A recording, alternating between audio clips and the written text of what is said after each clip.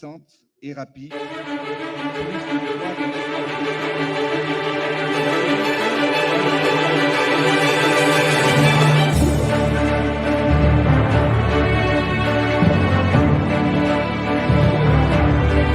Regardez Madagascar sur la carte du continent, vous n'allez jamais rater cette grande île qui se situe au sud-est de notre continent.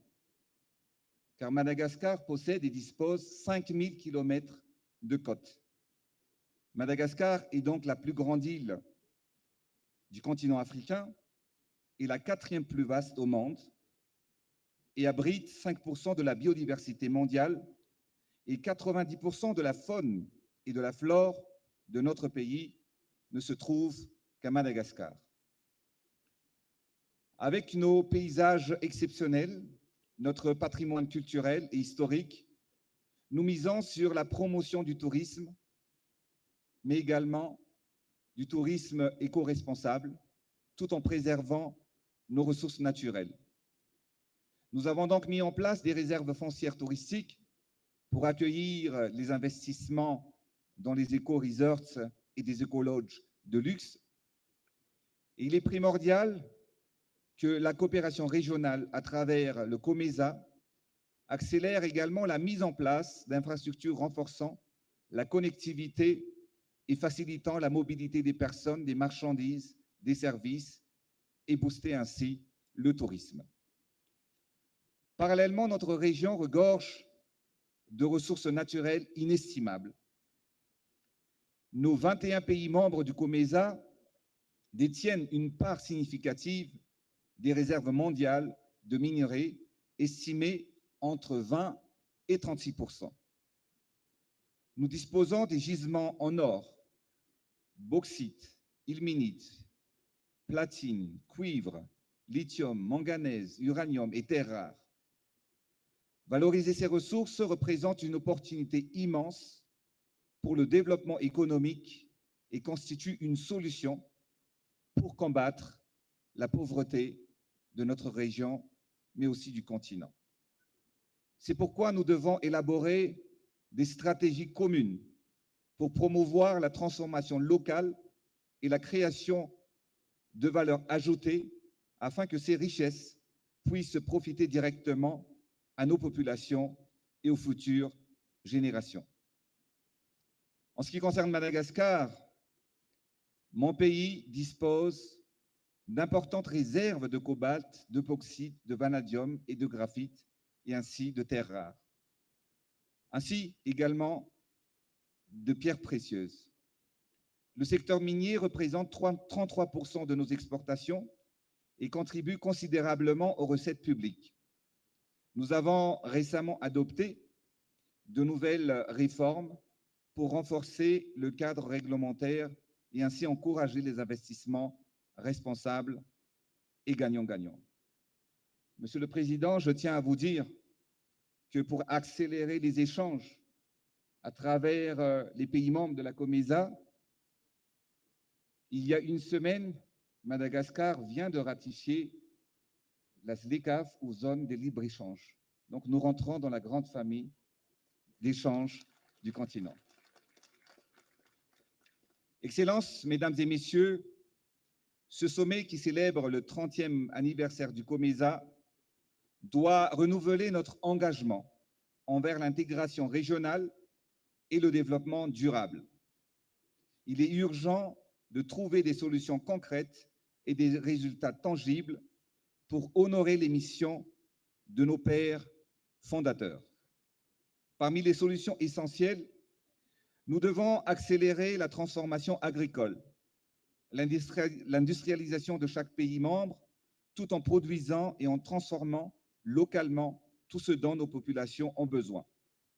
La transition énergétique est également une priorité, car il ne peut y avoir de développement sans énergie. Et enfin, Mesdames et Messieurs, chers leaders, Madagascar est déterminé à contribuer pleinement à la réalisation de notre vision commune, l'Afrique que nous voulons. Et c'est dans ce sens que pour la première fois depuis la création de notre organisation et de l'Union africaine, que nous présentons notre candidature au poste du président de la Commission de l'Union africaine. J'ai ainsi le plaisir de vous présenter la candidature de M. Richard Randier-Manzat. Notre candidat ici présent a été d'abord mon ministre de l'économie et des finances et ensuite mon ministre des Affaires étrangères. Grâce à son savoir-faire, son expertise et son expérience, principalement en Afrique, notre candidat possède le profil idéal pour diriger la présidence de la Commission de l'Union africaine et impulser une nouvelle dynamique pour le continent. Grâce à sa connaissance approfondie des enjeux régionaux et continentaux, il dispose de solides compétences en matière de gestion financière, de diplomatie et de relations internationales. Il a d'ailleurs mené une carrière au niveau des instances régionales, à l'instar de notre organisation même, le COMESA. Il a toutes les qualifications requises pour diriger la Commission de l'Union africaine. Il parle couramment l'anglais, le français et a une connaissance pratique de l'allemand et du portugais. Et c'est avec un profond sens de responsabilité et d'engagement que je sollicite donc votre soutien et votre solidarité et l'appui de tous les États membres à la candidature malagasy lors des élections qui auront lieu durant le 38e session ordinaire de la conférence de l'Union africaine en février 2025. Excellences, chers leaders, mesdames et messieurs, pour clore mon allocution, je réitère l'engagement indéfectible de Madagascar envers le COMESA. Nous sommes fiers de notre appartenance à cette plus grande communauté économique régionale de l'Union africaine qui joue un rôle clé dans notre développement socio-économique. Ensemble, continuons à faire du COMESA un moteur de développement et de prospérité. Je vous souhaite des délibérations fructueuses et des échanges constructifs. Vive la coopération et l'intégration régionale. Vive le COMESA. Je vous remercie de votre attention. Merci beaucoup, cher président de la République de Madagascar, pour votre allocution très riche. J'invite à présent Son Excellence M. Félix-Antoine Tshisekedi Tshilombo, président de la République démocratique du Congo, pour prononcer son discours. Excellence, M. Évariste Ndayishimiye, président de la République du Burundi et président de la conférence du marché commun de l'Afrique orientale et australe, le COMESA. Excellence, M. Hakainde Hichilema, président de la République de Zambie et président sortant de la conférence du COMESA. Mesdames et Messieurs les chefs d'État et de gouvernement, M. Moussa Faki Mahamat, président de la Commission de l'Union africaine, Madame Tshileshe Mpundu Kapwepwe, secrétaire générale du COMESA, distingués invités, Mesdames et Messieurs, permettez-moi de remercier chaleureusement Son Excellence M. Évariste Ndayishimiye et le peuple burundais pour leur accueil fraternel, chaleureux, qui témoigne de l'attachement profond du Burundi aux idéaux du COMESA. J'exprime également ma gratitude au président Hakainde Hichilema pour le leadership exemplaire qu'il a exercé à la tête de notre organisation régionale. C'est avec un profond sentiment de fierté et un engagement renouvelé que je m'adresse aujourd'hui à l'occasion de ce 23e sommet des chefs d'État et de gouvernement du COMESA. Ce sommet qui marque les 3 décennies de notre organisation nous réunit pour réfléchir aux moyens de renforcer notre intégration régionale dans le but de bâtir une Afrique plus forte, plus solidaire et résiliente. Le thème de cette année, accélérer l'intégration régionale par le développement des chaînes de valeur dans l'agriculture résiliente au climat, l'exploitation minière et le tourisme, est une invitation claire à l'action, un appel à unir nos forces pour créer des opportunités solides et durables pour nos populations, particulièrement pour notre jeunesse, qui est l'avenir de notre continent. Face aux défis de notre époque, nous avons le devoir d'agir avec ambition et vision.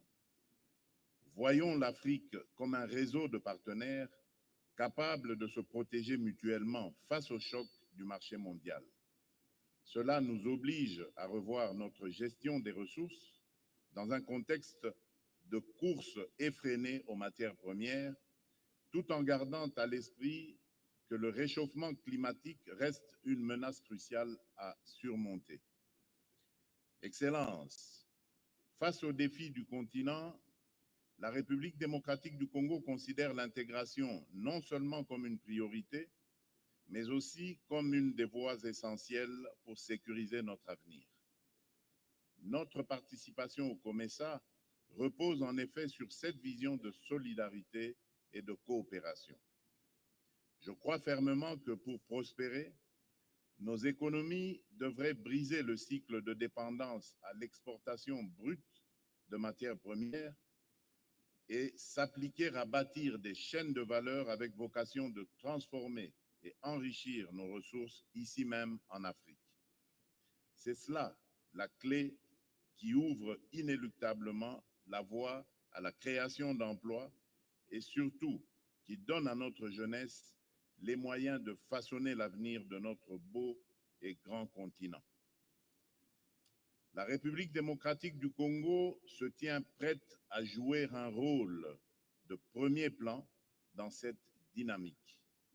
Mon pays, riche d'un potentiel agricole et minier immense, souhaite travailler main dans la main avec chacun d'entre vous pour faire de nos ressources un levier de prospérité commun, en les intégrant aux chaînes de valeur régionales pour garantir une sécurité alimentaire et énergétique solide. Le développement du tourisme durable représente également une voie d'avenir. En valorisant nos écosystèmes uniques et notre patrimoine culturel, nous avons l'opportunité de transformer ce secteur en un pilier économique tout en préservant notre environnement. Distingués collègues, la paix et la sécurité sont les fondations de toute intégration régionale réussie. Sans paix, il ne peut y avoir de prospérité durable. Aujourd'hui encore, plusieurs pays de notre région, en ce compris la République démocratique du Congo, sont confrontés à des défis sécuritaires majeurs causés par des forces négatives qui continuent de semer la désolation et freinent le développement de nos peuples. La République démocratique du Congo est toutefois résolument engagée dans un processus de pacification de ces provinces de l'Est touchées par la guerre d'agression qui nous est injustement imposée par le Rwanda. Nous aspirons à une collaboration régionale renforcée pour éradiquer les sources d'instabilité et promouvoir un climat favorable aux affaires et au développement dans toute la région. Je tiens à exprimer ma gratitude aux États membres du COMESA et à nos partenaires internationaux pour leur appui constant dans notre quête de paix. Nous devons redoubler d'efforts pour faire de notre organisation régionale un havre de paix et de stabilité. C'est à cette condition seulement que nous pourrons offrir à nos citoyens des perspectives meilleures. Excellences, Mesdames et Messieurs, ce sommet est pour nous tous l'occasion de renouveler notre engagement envers les idéaux du COMESA. Je formule ainsi le vœu que nous saisissons cette opportunité pour renforcer nos synergies, harmoniser nos politiques et tirer parti de notre diversité pour bâtir une organisation régionale prospère, résiliente et unie. La République démocratique du Congo reste pleinement engagé et déterminé à jouer son rôle au sein de cette noble organisation. Ensemble, relevons le défi de l'intégration régionale et construisons un avenir stable et prospère pour nos peuples. Je vous remercie.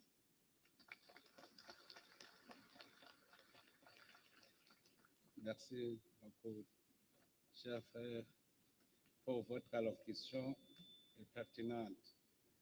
Maintenant, la parole est donnée à son Excellence le Président Taya Ateke Selassie Amde, Président de la République fédérale d'Éthiopie.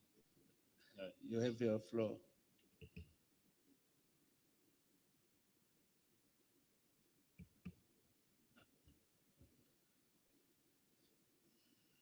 Your Excellency Evariste Ndayishimiye, President of the Republic of Burundi and incoming chairperson of the COMESA Authority, Your Excellency Hakainde Hichilema, President of the Republic of Zambia and the outgoing chairperson of COMESA Authority, Your Excellency William Ruto, Vice Chairperson of COMESA, Excellencies, Heads of States and Government, Your Excellency Musa Faki Mohammed, Chairperson of the African Union Commission, Your Excellency Chelishi Kipiwepi, Secretary General of COMESA, Excellencies, Heads of Regional and International Organizations, ladies and gentlemen.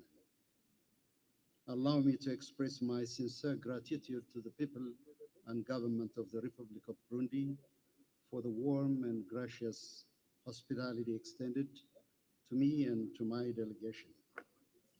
The spectacular and captivating cultural music and dance performance showcased the rich tapestry of your culture, Mr. President. I found myself within the rhythmic embrace of dance and Gishora drummers who have come to the Adwa Museum and filled the air of Addis Ababa with enchanted vibes. It was indeed breathtaking and inspiring. And I thank the Gishora drummers sincerely. Mr. President, let me extend my sincere congratulations on assuming the chairmanship of COMESA. I take this opportunity to offer my best wishes and to assure you of Ethiopia's full support as you lead our common market. Excellencies and dear colleagues, it is a great honor and privilege to address this esteemed assembly and deliver my maiden speech before such a distinguished gathering of colleagues. The theme of this year's gathering properly encapsulates the development path our continent must embark upon to meet its rising needs. Africa faces numerous obstacles in its value chains, including inadequate infrastructure, connectivity, a persistent digital divide, political instability, and restrictive policies and policy measures. Despite these challenges, we have achieved significant progress in recent years as a result of our collective commitment to regional economic growth.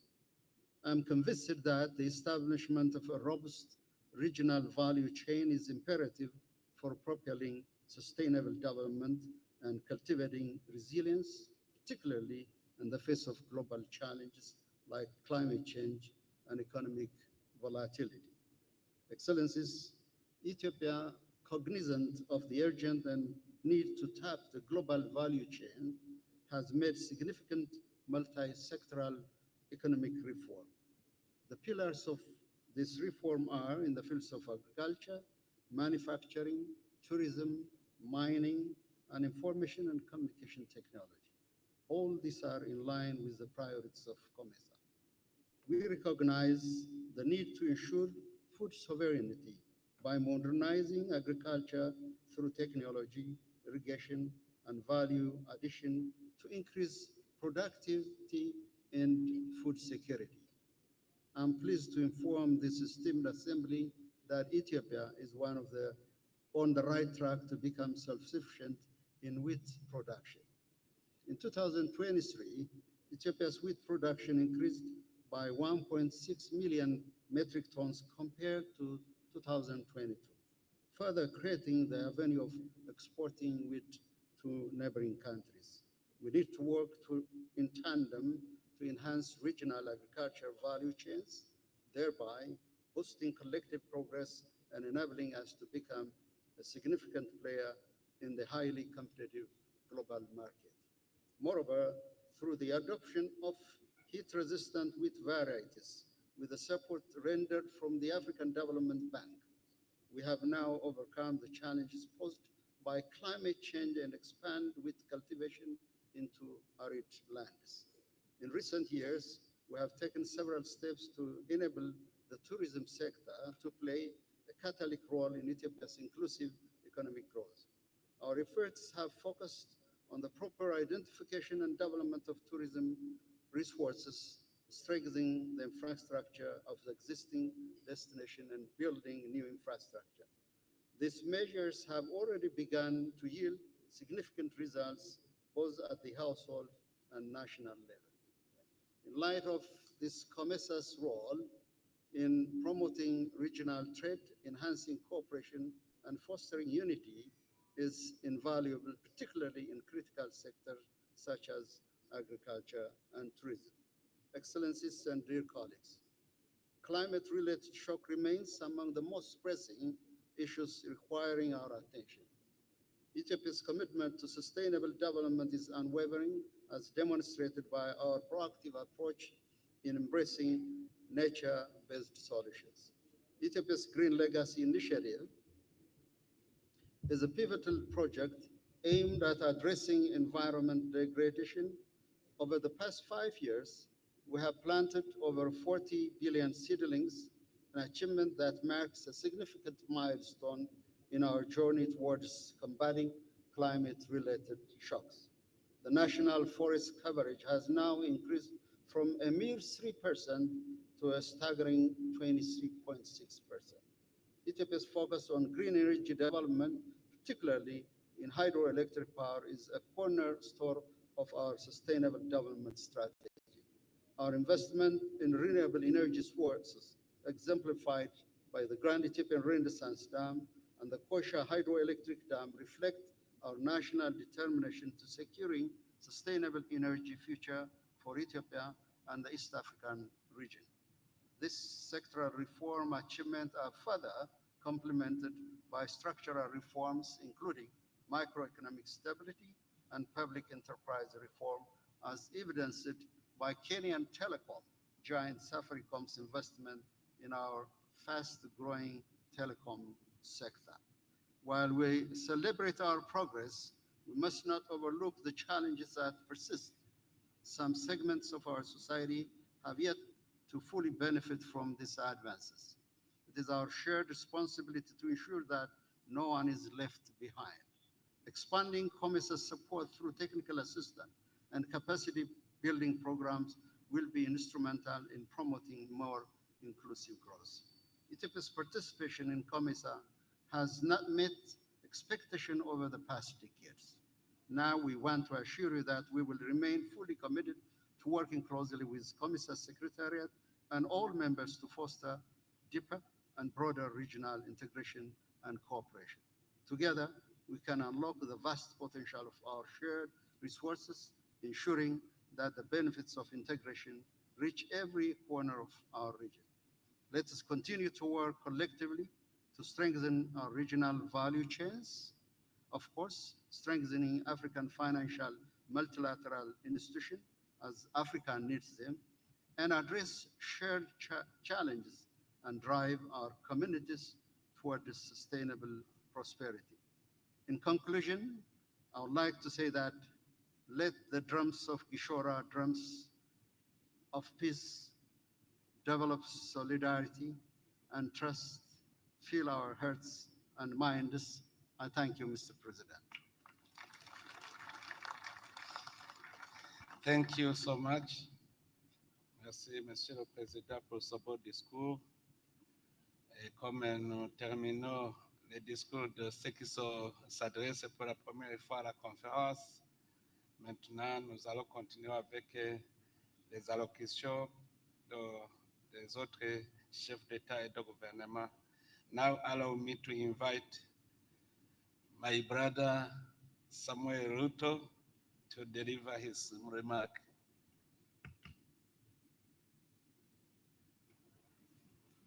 Thank you very much, Mr. President. Your Excellency Evariste Ndayishimiye, President of the Republic of Burundi and our host, and now Chair of COMESA.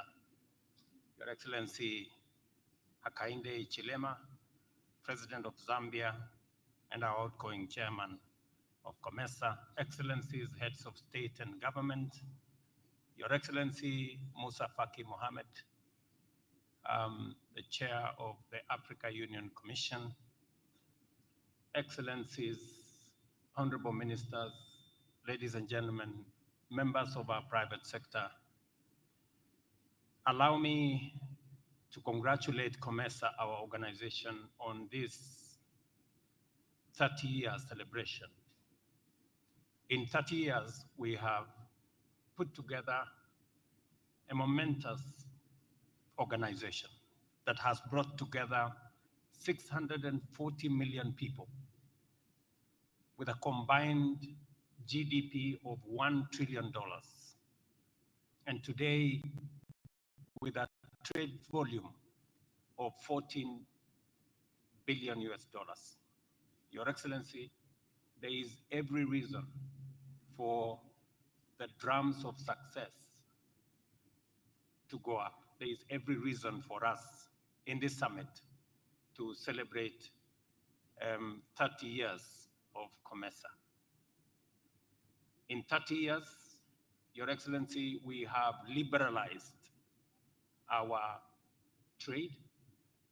We have changed our policies. We have made it easy for goods and services to cross borders, and we have made tremendous progress. However, let me say that our trade numbers are still lagging behind. Intra-trade between COMESA countries is still around 10%. If you compare to SADC, that is 15%, and if you compare to EAC, that is almost 25%. It means there is scope for us as COMESA to do more and to do it better. And I think the responsibility for the Secretariat is cut out on what they need to do more to make sure that intra-trade between COMESA countries goes up from the current 14 billion US dollars to maybe double that amount. Just for comparison, intra-trade volume between the 8 EAC countries is 14 billion, compared to the same 14 billion US dollars for 21 countries of COMESA. It means there is scope for us to cover. We've done well, but we can do better. Your Excellencies, part of the challenge that we face in the intra-trade between our countries, both in COMESA and in our continent, is largely because of the limited trading products. It is therefore important for us to build capacity to enhance our productivity, especially in the target area of agriculture. Last year, we had a fertilizer summit in Kenya for purposes of seeing how we can build sufficient capacity for fertilizer production, fertilizer use, so that we can enhance our productivity and to scale our productivity from primary products to value addition so that we can have more tradable products across our borders. It is imperative on us to scale up our productivity and to scale up our value addition interventions. It is the reason why in Kenya we are building in every county agricultural aggregation and industrialization parks to make sure that we reduce on post-harvest losses, we aggregate what we produce, and we industrialize by value addition so that we can prepare our products for sale within markets in country and markets across borders, and use the infrastructure that we have already built in COMESA, in EAC, and in ACFTA to enhance our trade volumes. The other issue that impedes the numbers for our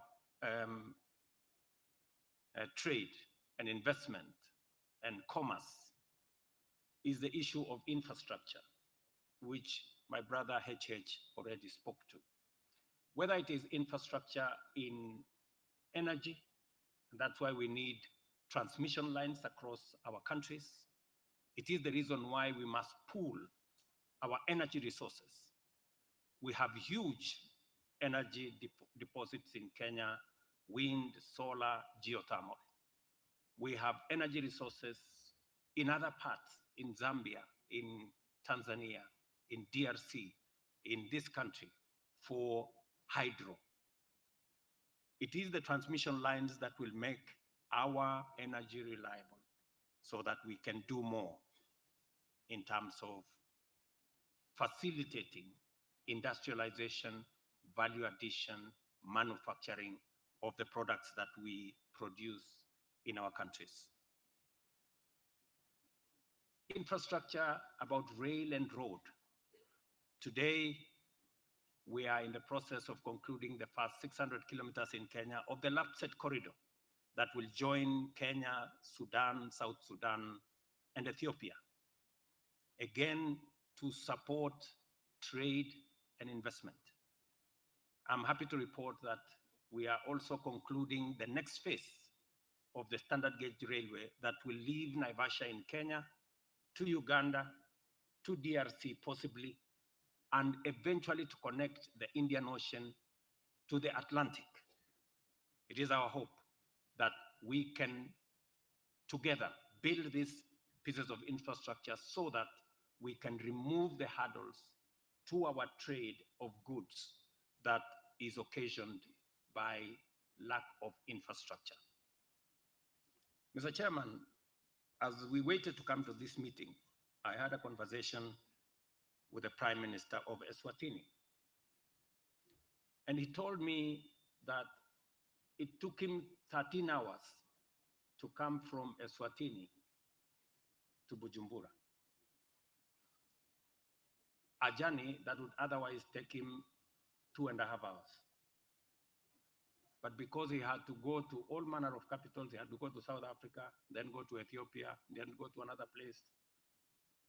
He left home one day and arrived here a different day.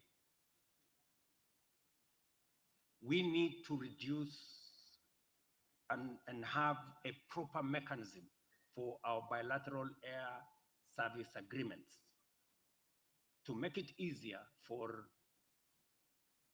people, business people, goods, services to move from one country to another. Let me also touch on what we need to do to build the financial infrastructure to support trade across borders in our countries.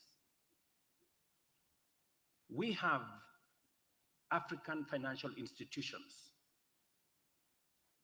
Africa Development Bank, Afri-Exim Bank, Trade Development Bank, which is headquartered here in Burundi. We have the Africa Trade Insurance Agency. We have the Africa Finance Corporation.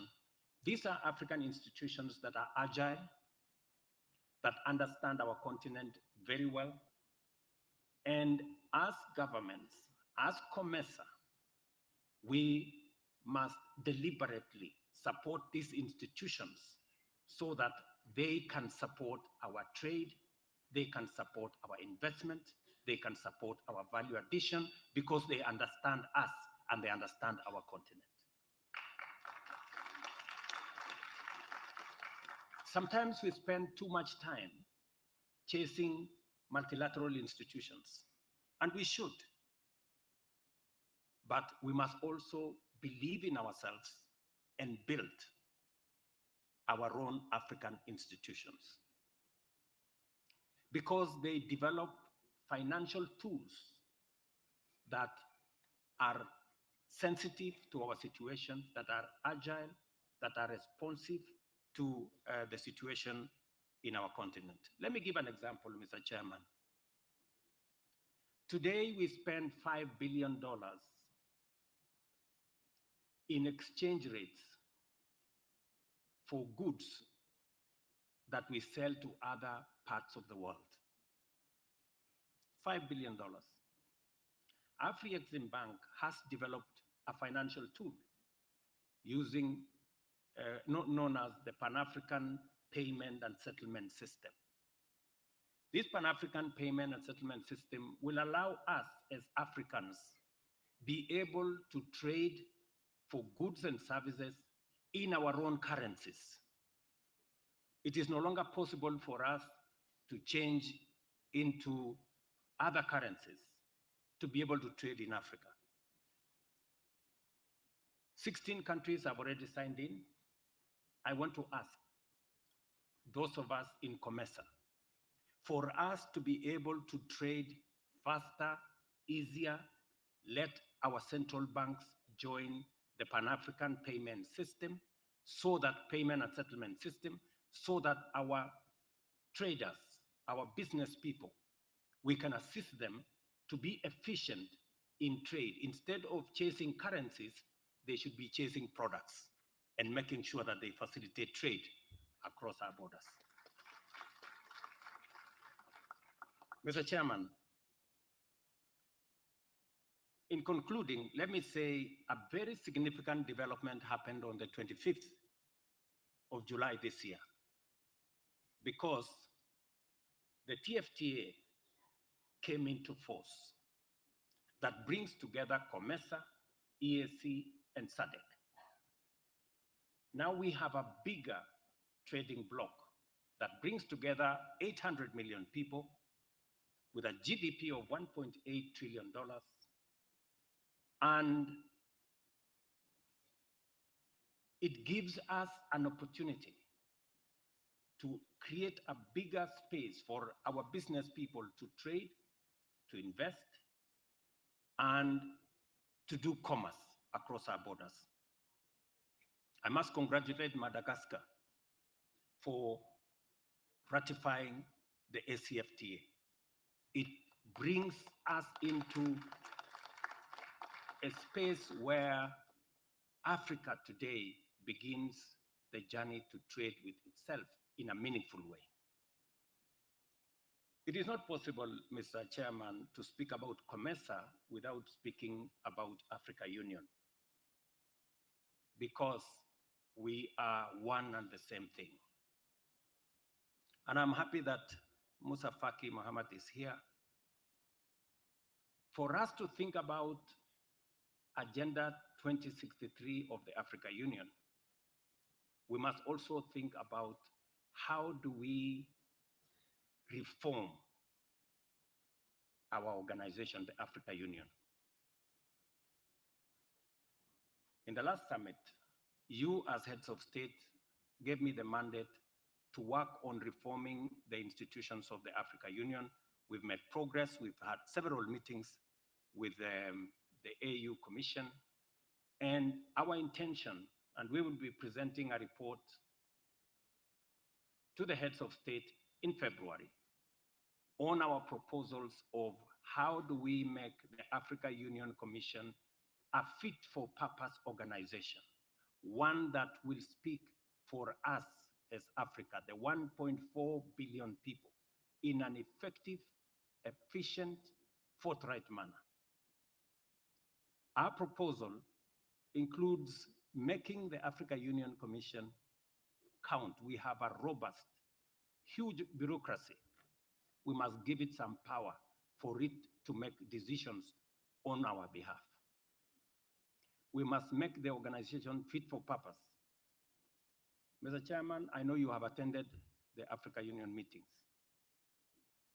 Africa Union must stop being an organization that makes decisions at night.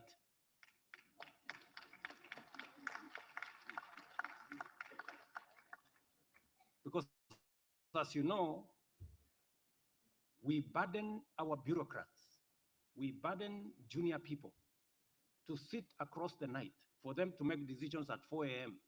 and 3 a.m. and 2 a.m. when us as heads of state have left. I mean, a decision where the real decision makers don't make the decisions. Instead, they leave it to their juniors. Is an organization that will not succeed. We must change the Africa Union so that it does business on behalf of the 1.4 billion people in our continent. Mr. Chairman, it doesn't make sense that we have an organization that starts a meeting at 8 in the morning one day, a meeting that ends 8 in the morning the next day, across the night. And the most important decisions are left to technocrats at 2 a.m. in the morning. I mean, surely. Number two, an organization that is not accountable is an organization that has the chance to fail. Africa Union, there's a complete disconnect between the Pan-African Parliament, which is supposed to be the people's representative to hold the Africa Union Commission to account. But the Commission reports to nobody. Parliament sits in South Africa. They never attend any meeting, and it is completely disconnected. I had a chance, Mr. Chairman, allow me, to meet with the Speaker of the Pan-African Parliament 10 days ago. And we have agreed on what kind of reform do we need to carry out in the Pan-African Parliament. Today, we have 5 representatives from every country. We believe that that number is too big. We need to reduce that number to between 2 and 3. And we need to make the Pan-African Parliament a full-time organization to hold the Commission to account and to make sure that that organization is functional. And finally, Mr. Chairman, and I've taken more time, is also to have the ratification of the Africa Court of Justice so that Africans don't have to be carried to The Hague and other places whenever there are issues in our continent, that we can actually sort out our own issues as a continent whenever there are issues, that we can also sort out our trade conflicts. And I'm very happy, Mr. Chairman, that finally the UN, because the final thing I want to say is, apart from sorting out our organization, we need to silence the guns that we have always said that we should in our continent. There is still too much conflict, too much instability, too much war all over our continent. It is not possible for us to trade. It discourages investment if we don't have peace, stability, and security in our continent. I am very happy that the UN has now passed a resolution last December that going forward, the Africa Union Peace and Security Council, the AU Fund, will now be funded by assessed contributions of all UN countries so that we can better support countries that have challenges of insecurity, of war, and conflict. It is imperative that we secure our continent because it's the only way our business people can do trade. It's the only way investors, African or foreign, can invest in our continent. Again, Mr. Chairman, let me say I'm truly grateful. And allow me to say that because my brother Rajalina here has challenged me, that I am requesting for your support for the former Prime Minister of Kenya, Raila Odinga, who was also a former AU infrastructure envoy, and he did a wonderful job. As he campaigns to be the next chairman of the Africa Union Commission, I have asked for your support. I will continue to ask for your support. And I'm sure we all believe that in competition, and we say, may the best man or woman win. Thank you very much, Mr. Chairman. Thank you so much. Now I invite the Vice President of Libya to pronounce his speech. Yeah, I'm on board. Yes.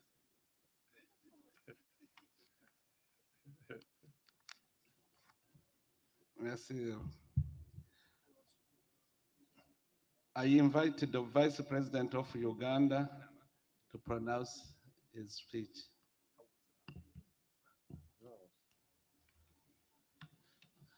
Your Excellency, Akinde Chilema, President of the Republic of Zambia and the outgoing chairperson of COMESA Authority,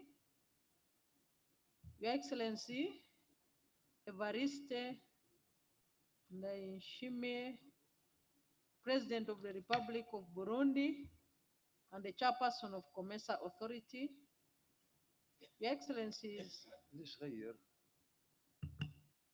the presidents of the COMESA member states, heads of delegations, chairperson of AU Commission, Secretary General of COMESA, distinguished delegates, ladies and gentlemen.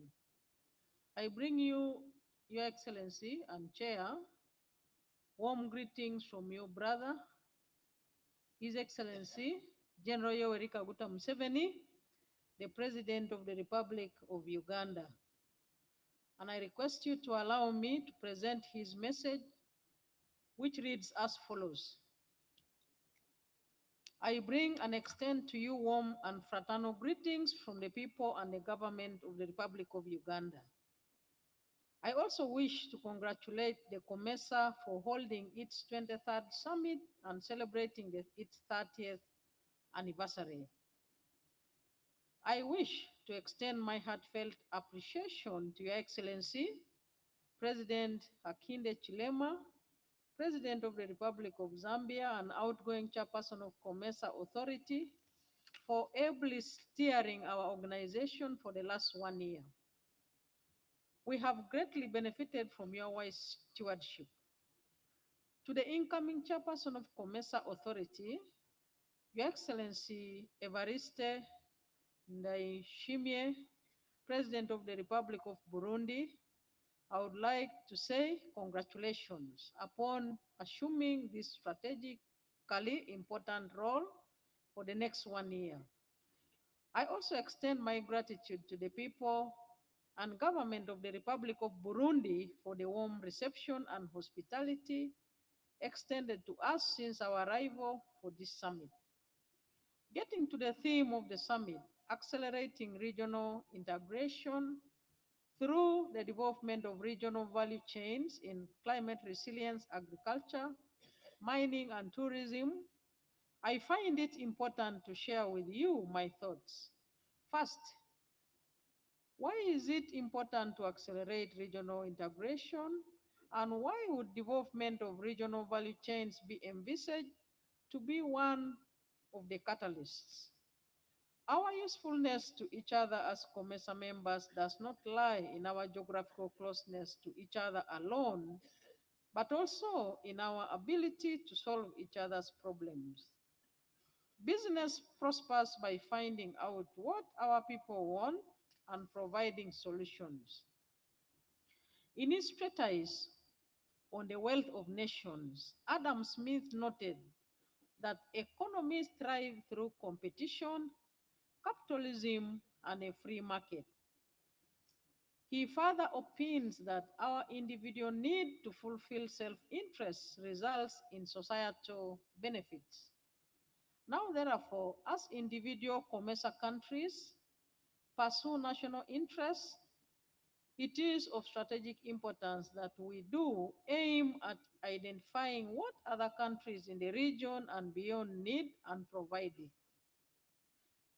Second, ensure that fulfillment of national interests results in wider societal benefits beyond just our individual countries. How can we be able to do that? By acting in unison and synchronization. This process must be driven by the governments and propelled by the private sector. But for us to do this, there are some underlying factors we must address decisively. There are some statistics we sometimes take pride in, but when in real sense, we should feel very uncomfortable with them. For example, the 21 countries of COMESA cover an area of 11.8 million square kilometers and have a population of 560 million people and a combined GDP of US dollars 768 billion. Compared to the 27 European Union member states that occupy 4.233 million square kilometers with a population of 448 million people and a combined GDP of US dollars 19.35 trillion. Secondly, Your Excellency, intra-COMESA trade stands at 7% of total trade compared to intra-European Union trade of 65% and intra-Asian trade of 25%. Why are we still standing at just 7% amongst ourselves, despite 30 years of dedicated efforts to boost regional trade under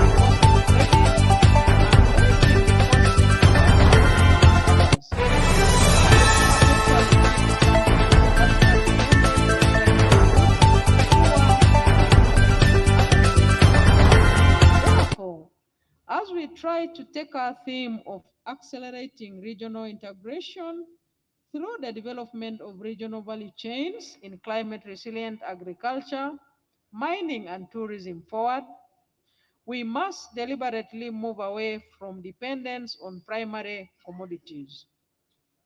Regional value chains that are dealing in primary commodities are not a solution to Africa's or COMESA's problems. We must individually and collectively put in place the requisite regulatory and physical infrastructure and human resources to drive the industrialization of Africa in general and COMESA in particular. We must integrate on land, i.e. roads, railways, water, air, digitally, and regulatory-wise. We must desist from institutionalizing non-tariff barriers to trade by concluding protocols on how to manage them rather than completely outlawing them. COMESA countries must work together to improve the size of the market rather than each country fighting to protect its small market. Your Excellency and Chair of COMESA, at the sidelines of the recently concluded United Nations General Assembly, I had the opportunity to deliver a keynote address on the third industrial development decade for Africa. My first question was, how much did we achieve during the first and second industrial development decades for Africa, And what have we achieved so far in the third one, given that it runs from 2016 to 2025? Now, from my engagement with you today, it is crystal clear that we can only usefully talk about accelerating regional integration through development of regional value chains in climate resilient agriculture, mining, and tourism. If first, we are concentrating on value addition and manufactured products. Secondly, we set out deliberately to solve societal problems and address human needs. Studies and reports from reputable institutions such as COMESA, World Bank, Afrexim Bank, and UN Trade and Development indicate that by processing just 20% of the copper produced within COMESA, we would add an estimated US 15 billion annually to our collective GDP.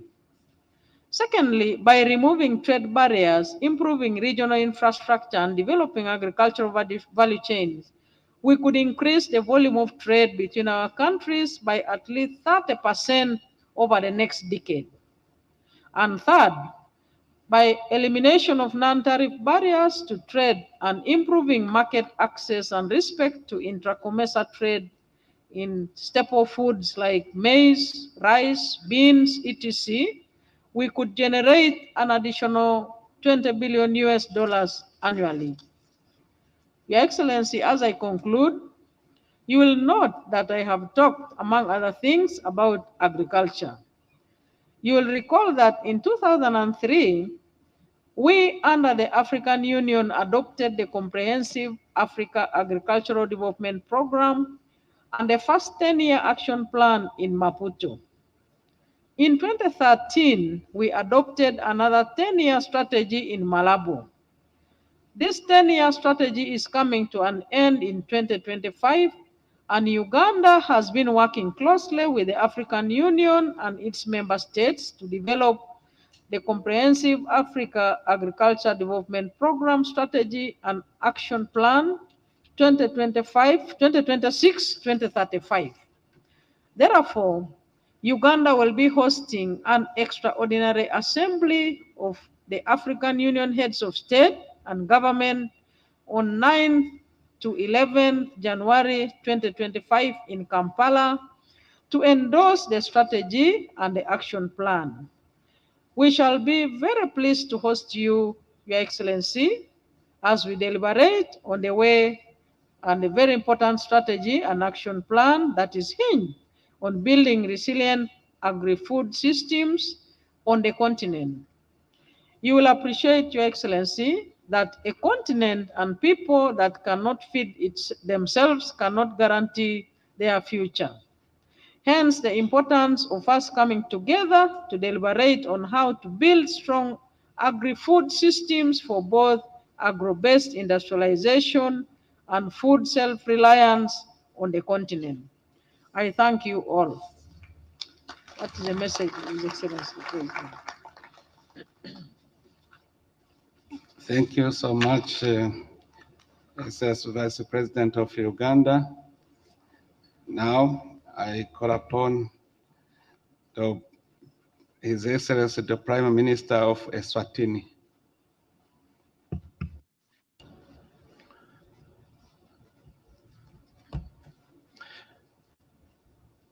Excellency, Mr. Evariste Ndayishimiye, President of the Republic of Burundi and incoming Chair of the COMESA Authority,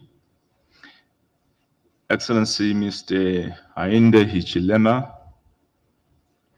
President of the Republic of Zambia and outgoing Chairperson of the COMESA Authority, Excellencies, Heads of State and Government, distinguished colleagues, ladies and gentlemen, it is both a privilege and an honor for Eswatini to be present at this significant gathering, and I bring with me warm greetings from His Majesty King Mswati III and Head of State of the Kingdom of Eswatini, Her Majesty the Queen Mother, and the people of the Kingdom of Eswatini. Allow me to begin by extending our sincere gratitude to the government and the people of Burundi for their warm hospitality, hosting us here, a reflection of the unity and solidarity that COMESA stands for. We commend Zambia for its steady, insightful work as outgoing chair, guiding our efforts with purpose and vision for prosperity across the region. As we gather under the theme of accelerating regional integration, Eswatini is committed to ensuring that our natural resources truly serve our people. In the mining sector, this means prioritizing the beneficiation and processing of minerals within our borders rather than exporting raw materials. This approach not only maximizes economic benefits, but also fosters job creation and skills development right at home.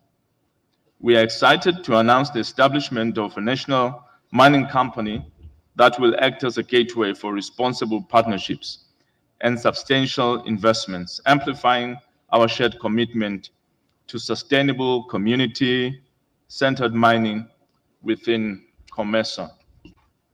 Excellency, Eswatini's unique cultural heritage and biodiversity hold tremendous potential to captivate the world. To unlock this potential, however, we need to address structural gaps in accessibility, particularly in the area of transport and logistics. Developing tourism means making our sites appealing and easily reachable, which requires direct flights from established global travel hubs and a more flexible visa regime to welcome more visitors. Within the COMESA region, collective steps like harmonizing visa requirements, promoting and strengthening regional travel can transform our individual destinations into a unified, sought-after tourism corridor. This vision supports our shared aim to build resilient, climate-conscious tourism industries that empower local communities and drive sustainable economic growth. For Eswatini, agriculture has long been a fundamental sector, sustaining our people and driving economic growth.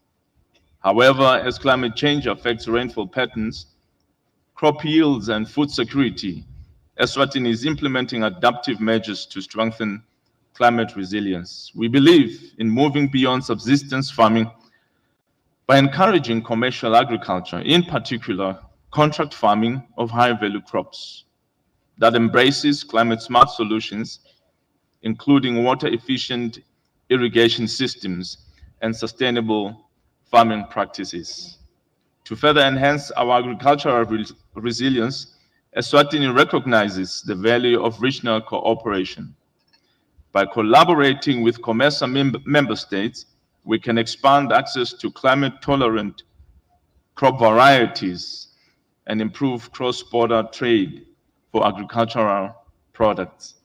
The development of a regional agricultural value chain can link producers to broader markets, stimulate agribusiness, and ultimately improve food security across our region.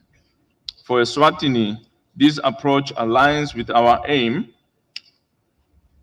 to transform agriculture into a driver of rural development and poverty reduction. Excellencies, in Eswatini, we are guided by the principle of Ngwe, an ethos of moving with speed to implement and expedite impactful change. This spirit of urgency aligns perfectly with COMESA's mission to fast-track integration and realize shared goals swiftly and effectively. We hope to inspire the same momentum within COMESA, emphasizing that timely action and collaborative efforts are essential for regional resilience and prosperity. With this collective resolve, We are confident that our ambitions will transform from plans to meaningful impact for our nations.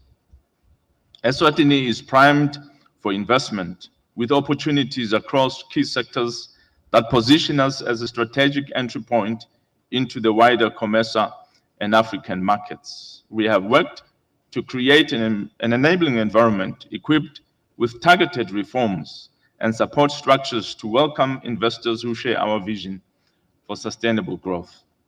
By partnering with us, investors can not only benefit from a market ripe with potential, but also contribute to the transformative journey of Eswatini and the COMESA region. Our doors are open for partners who see Africa's promise and are eager to help us realize our shared dreams of economic advancement and regional integration.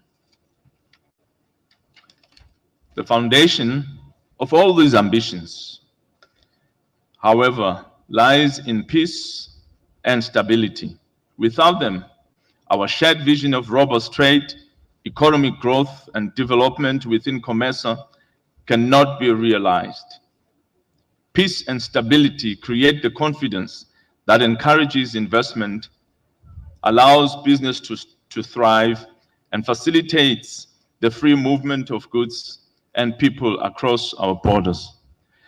Eswatini is committed to maintaining and promoting peace within our borders and throughout the region because we understand that sustainable development depends on it. As a bloc, we must prioritize collaborative peace-building efforts and ensure strong governance and work actively to resolve conflicts, as only then can we cultivate an environment where trade and economic progress flourishes. In closing, Eswatini's unwavering commitment to COMESA's vision is reflected in every sector we invest in, from sustainable mining and accessible tourism to resilient agriculture and a welcoming investment landscape. By deepening our integration across these areas and upholding peace and stability, we are laying the foundation of a stronger, more interconnected, and prosperous region.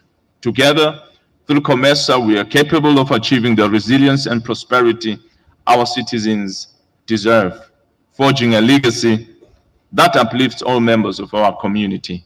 I thank you. Thank you so much.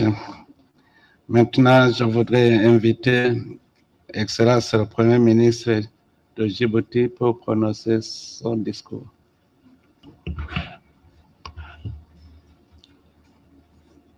Monsieur le Président de la République du Burundi, distingué chef d'État et de gouvernement, Madame la Secrétaire générale du COMESA, honorables invités, tout protocole observé. Je voudrais tout d'abord exprimer mes gratitudes au gouvernement et au peuple du Burundi pour l'accueil chaleureux qui nous a été réservé. Et je félicite le président du Burundi et désormais président en exercice du COMESA et le président de la Zambie, président sortant pour le travail accompli. Je remercie aussi et je félicite aussi le président Ruto qui devient vice-président du COMESA, de notre organisation. La République de Djibouti, fidèle à ses engagements, se reconnaît pleinement dans le thème de ce présent sommet.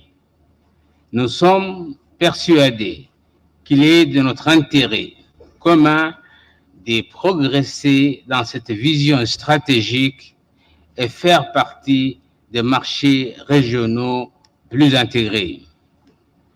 Djibouti, en tant que nation, avec un potentiel touristique unique, voit dans le développement de la connectivité régionale une opportunité cruciale pour renforcer l'intégration et attirer davantage de visiteurs dans notre région de COMESA. Cependant, il est essentiel de mobiliser les financements nécessaires pour cette ambition.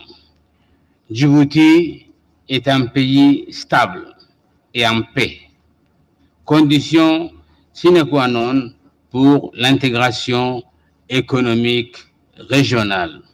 Nous avons aussi 11 câbles sous-marins qui traversent notre pays. Afin de relever ces défis, nous envisageons plusieurs pistes. Nous comptons d'abord sur des partenaires publics, privés, permettant de partager les coûts et les risques avec les secteurs privés pour accélérer la mise en place des infrastructures clés. En outre, nous sollicitons le soutien des banques et de développement régionales et internationales, telles que la Banque africaine de développement et la Banque mondiale, pour financer des projets ayant un impact régional majeur. Nous explorons aussi des programmes de financement verts et climatiques pour concevoir des infrastructures interconnectées, respectueuses de l'environnement et en s'alignant avec les objectifs de durabilité. Notre pays actuellement consomme de l'énergie renouvelable à 60%. Nous croyons fermement à ce que ces approches permettront de transformer Djibouti et la région en une destination touristique connectée, attractive et résiliente. Ensemble, en unissant nos forces et nos ressources, nous pourrons bâtir des infrastructures de qualité au service de notre développement commun et capables de favoriser amplement les échanges intra-COMESA. Enfin, profitant de ce fructueux sommet, je voudrais réaffirmer ici que le candidat de Djibouti à la présidence de la Commission de l'Union africaine, M. Mahmoud Ali Youssouf, ministre des Affaires étrangères et de la coopération internationale, est le meilleur candidat pour l'Afrique. Diplomate, dynamique et chevronné, il a accumulé une expérience de plus de 3 décennies, maîtrise parfaitement le français, l'anglais et l'arabe. Qui dit mieux?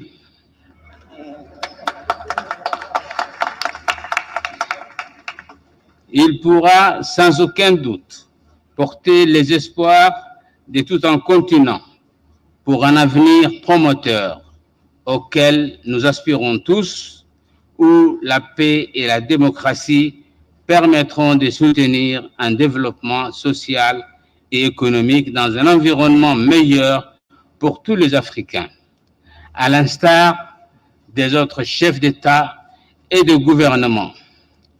Je suis presque certain que le président William Ruto du Kenya et le président de Madagascar vont soutenir aussi notre candidat. Je vous remercie.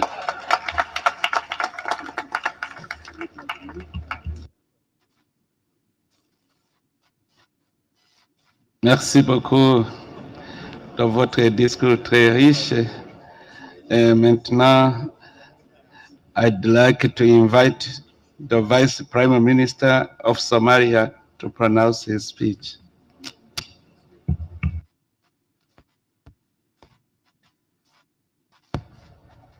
Honorable His Excellency Evariste Ndayishimiye, the President of Burundi,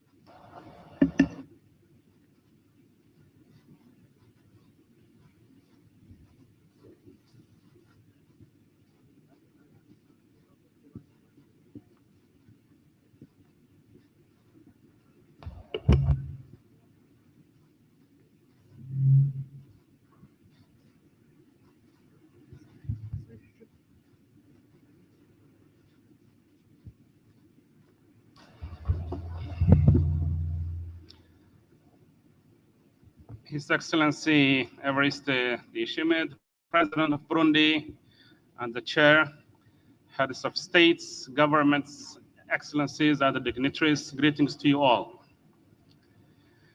It's with great honor that I address this esteemed summit of COMESA on behalf of the Republic of Somalia, representing my President Hassan Sheikh Mohamud, who could not attend here today, but I bring his well wishes and greetings to the President of Burundi and the people of Burundi and the larger summit.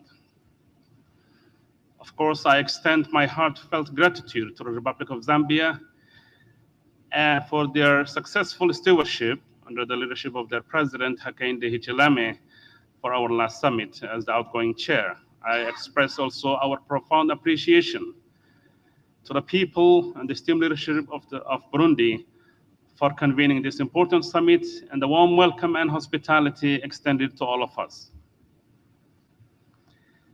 The Federal Republic of Somalia is in particular is deeply grateful to the Republic of Burundi as one of the key troop contributing countries to the African Union transmission mission in Somalia.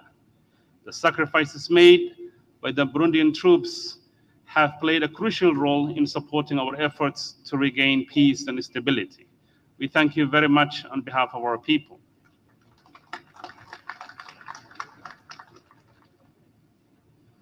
I also pass my warmest congratulations to the newly elected Bureau.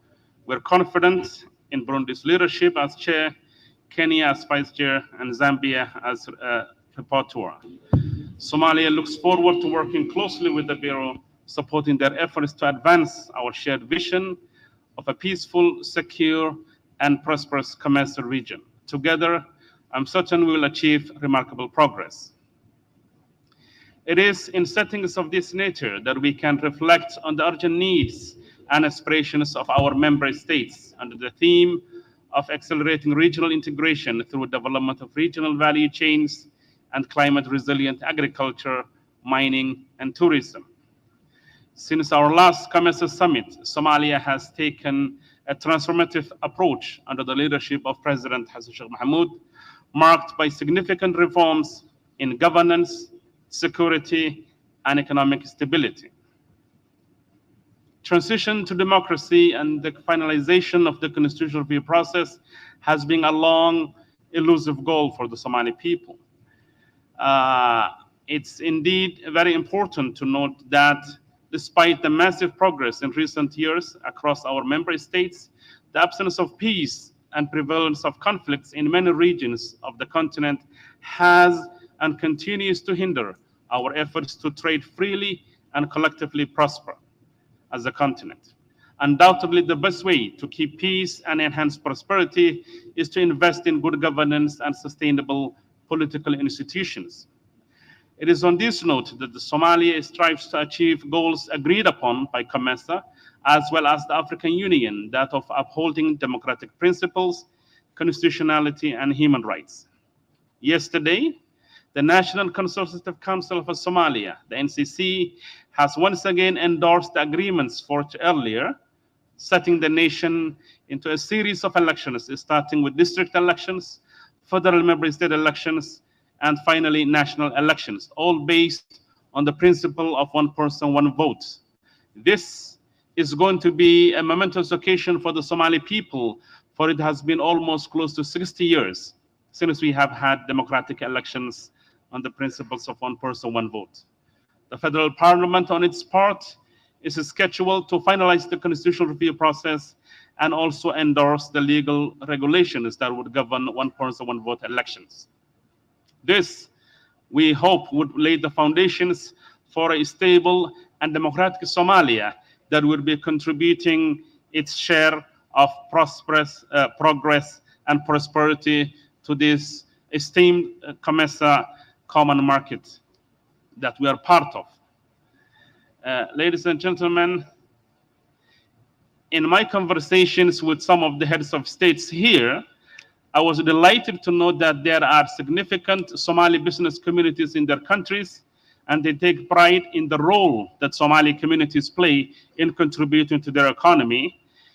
And of course, with the resurgence of the Somali state as a viable institution, the Somali people and the Somali state look forward to playing an important role in contributing to this $14 billion trading entity of ours, COMESA, and enhancing it to even much higher levels. As President William Ruto noted, it is important that this accounts for only about 10% of our potential. I think we have a lot of room to improve our intra-COMESA trade. And Somalia, as a country that is strategically located in the Red Sea area and the Indian Ocean, can certainly contribute to a better trading among our member states, but also connecting many of our land-linked countries to the broader global supply chains. Ladies and gentlemen, the attainment of peace and security is, in addition to good governance, a necessary prerequisite for economic growth, integration, and prosperity. We are glad to know that in the security front, the Somali National Army and the different levels of the security forces have achieved significant gains in their fight against Al-Shabaab. And of course, with the help of our partners, we have regained and liberated a number of districts and regions, and millions of Somalis that used to live under Al-Shabaab are now enjoying the benefits of living in a freer and a more under the government control. Ladies and gentlemen, the ATMIS mission that at its height in the previous format of AMISOM and ATMIS used to be over 20,000 personnel contributed by our African brothers and sisters, is now phasing out. As you are all aware of, what used to be at its peak about 20,000 is getting to less than half of that. And it's going to be transitioning into a mission that is going to be more focused and streamlined to the needs of our armed forces. And gradually, the Somali security forces will be taking over the responsibility of peace. Despite these positive developments, we remain grateful to the countries from Burundi to elsewhere across the continent who have contributed to keeping peace in Somalia in the past. But we are glad to report that soon we will be able to take charge of our security on our own, as we are heavily investing in the training, capacity building, and reorganization of our armed forces. Ladies and gentlemen, on the economic front, Somalia has concluded its debt relief not that long ago, and now we are putting in place a national transformation plan that would help us to realize our potential and target our productive sector, as that is the theme of this gathering today, from fisheries, as we're blessed with the longest coast in the continental Africa, and we have a huge potential in marine resources, agriculture, and livestock. But we remain cognizant of the fact that investment in infrastructure is important for all the member states so that we can trade together in a much more meaningful way and impactful manner. Interestingly, Somalia trades with faraway places from Asia to South America to import sugar, coconut oil, and all kinds of basic commodities that could be produced in the African continent. So we realize a better integrated infrastructure in the form of ports, aviation, digital, can help us do business in a more seamless manner. Furthermore, I would like to highlight that Somalia has indeed departed with its history of humanitarian crisis and conflict, and the testimony of that can be provided in the following observations. Somalia is one of the 3 African states that is member of the UN Security Council. Somalia has not only successfully defeated Al-Shabaab, but also has become an active member of the East African Economic Community. And it will continue to play a useful role in the COMESA Club also. One of the last testimonies and developments in this month in Somalia is the arrival of the Turkish naval ship with the state-of-art capabilities in oil and gas exploration, a prospect that is vast in the Somali seas as well as the land. So while the world used to, send troops and maybe food items to Somalia in the past, now we're getting into a stage of partnerships in terms of economic growth and strategic engagements in oil sector, in fisheries, and in other productive activities that COMESA members are also highly interested in. Ladies and gentlemen, despite these good developments across the economic sphere, the political and social developments, there are challenges. And one of those challenges sometimes arise in the form of some of our neighboring countries that at times infringe on the rights of Somalia's sovereignty in the form of Ethiopia's MOU with the region of Somalia not that long ago.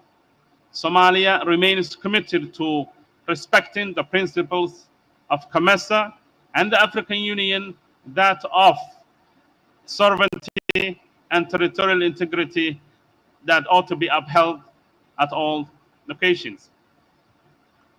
In conclusion, we as the African continent at large and the COMESA member states in particular must also take stock of the global dynamics, conflicts, and changes that can have serious impact on our economies, while we also need to keep an eye on opportunities that come our way. Developments in the Middle East, the Red Sea area, conflicts in Ukraine and other places have had and shown a profound impact on our development aspirations. They have disrupted our supply chains, have an impact on our food security and the debt crisis. It is therefore crucial that we further strengthen our trading lines, integrate our economies, accelerate the infrastructure developments and projects that would increase the prospect of doing business and in the arena of land, transport, aviation, digital, and ports, as I mentioned earlier. Electricity is another important infrastructural element that needs further integration. Africa consumes less than 1% of industrial energy as compared to maybe Germany and France consume more energy in industrial production than the whole of Africa. Those kind of numbers should tell us that we need to improve in that arena.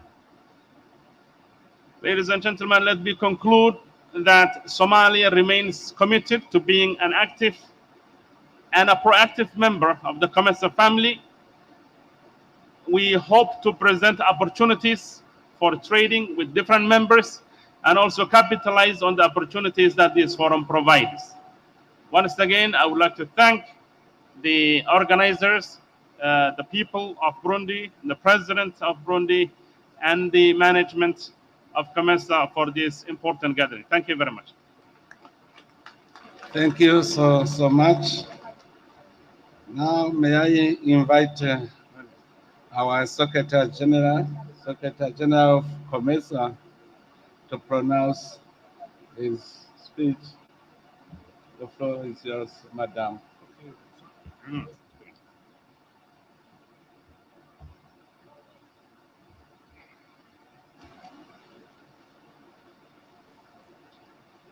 Your Excellency, President Evariste Ndayishimiye, President of the Republic of Burundi and Chairperson of the COMESA Authority, Excellency President Hakainde Hichilema, President of the Republic of Zambia, host for COMESA, and outgoing Chairperson of the Authority, Your Excellency President William Ruto, President of the Republic of Kenya and Vice Chairperson of the COMESA Authority, Excellencies, Presidents, members of the incoming and outgoing Bureau of the COMESA Authority, Excellencies, Heads of State and Government, Excellency, Chairperson of the African Union Commission, Honorable Ministers, Excellencies, members of the Diplomatic Corps, Excellencies, Heads of regional and international organizations, distinguished delegates.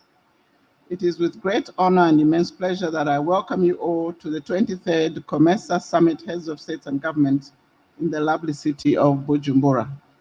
I'd like to extend my heartfelt gratitude to the heads of state and government, their representatives and delegations, distinguished delegates who have traveled far and wide to be part of this important summit. I highly appreciate the gesture of solidarity to COMESA. I wish to take this opportunity to congratulate the newly elected members of the Bureau, represented by the President of Burundi as chair, the President of Kenya as vice chair, and the President of Zambia as rapporteur of the Bureau. Your Excellency, Evaristo Ndayishimiye, President of the Republic of Burundi and Chairperson of the Bureau of the Authority, I wish to pay a special tribute to you for your government and people of Burundi. Your election as Chairperson of the COMESA Authority, Your Excellency, is indeed a clear testimony of confidence and an endorsement of Burundi's commitment and support to the regional integration agenda of COMESA. I also wish to acknowledge the support and guidance that I have received from the outgoing chairperson of the COMESA Authority, His Excellency Hakainde Hichilema, his government, and the people of Zambia. The Republic of Zambia has been at the helm of COMESA during the past 16 months. Excellency, during your tenure, COMESA attained several economic integration milestones. For instance, significant progress has been made in facilitating intra-regional trade through various interventions, including customs border management, simplifying clearance procedures, digitalization of trade instruments. In addition, the Regional Food Balance Sheet Initiative has been expanded, as well as enhancing target value addition and competitiveness of local products. It is also a period during which the Access to Clean Energy Program for Eastern and Southern Africa, targeting 100 million beneficiaries, including women, was launched in June 2024. Great appreciation goes to the World Bank for the support to this timely program that aims to fill the gap of access to energy for millions of women and men in the region. Further, the last 16 months have been a period during which efforts have been enhanced to guard against the region against epidemics and disease through cross-border coordination of member states on prevention, local production of pharmaceutical products, timely response to disease outbreaks using a One Health approach, which focuses on people, animals, and plants. In addition, it has been a period of continuous growth of commercial institutions and promotion of investments and access to markets, including for women and SMEs. To the outgoing chairperson of COMESA Authority, I would like to say thank you for your visionary leadership. Excellencies, heads of state of government, honorable ministers, ladies and gentlemen, we convene at a pivotal moment in the COMESA history when we are celebrating 30 years of COMESA existence. The journey from 1994 has been filled with great achievements and challenges, as well as lessons and opportunities that we must seize for the future. Allow me to highlight some of COMESA achievements over the years. On economic integration, trade, we have established the COMESA Free Trade Area. Through various programs, FTA has increased intra-regional trade by reduction of trade barriers and improvement of the business environment. Establishment of one-stop border posts and enhancement of support to small-scale border trade. Trade volumes increased from $1.9 billion to $14.1 between 1997 and 2023. On infrastructure development, we promoted investment in transport, energy, telecommunications to facilitate economic activities and connectivity. The recently launched Ascent program to enhance access to clean energy for 100 million people will contribute to SMEs' productivity, protection of the environment, health of women and children, and enhance education among young women and men through connection of schools and health facilities. Further, energy will facilitate trade and investment in the region. On investment and industrialization, the region has seen a boost and significant growth in manufacturing capacities due to efforts in investments and in the industrialization development to add value to primary products like leather sector, agro-processing, and textiles. On gender and social affairs, COMESA has established institutional structures and policy frameworks and platforms to advance gender equality, women and youth empowerment, social development. More than 600,000 women and youth are supported with business-related resources, networking opportunity, and capacity building and market exposure. Despite these achievements, the region has been faced with challenges